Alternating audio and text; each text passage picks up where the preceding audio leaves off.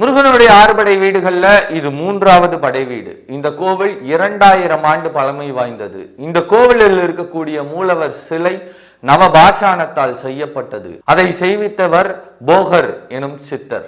தன்னுடைய அடையாளத்தை இழக்க யாருமே விரும்ப மாட்டார்கள். நாரதர் ஞான பழம் ஒன்றை சிவபெருமானிடத்திலே கொண்டு வந்து கொடுக்க அந்த ஞான பழத்தை கணேச பெருமான் கணபதியானவர் பெற்றுக்கொள்ள கோபம் கொண்டு சிவந்த நமது முருகன் வேகமாக மயிலேறி வந்து இருந்த இடம் பழனி. அன்னை வந்து சமாதானம் செய்த போதிலும் முருகன் மனம் இறங்கவில்லை. என் மக்களோடே நான் இருக்கிறேன் என முருகன் ஆணித்தரமாய் சொன்ன இடம் பழனி.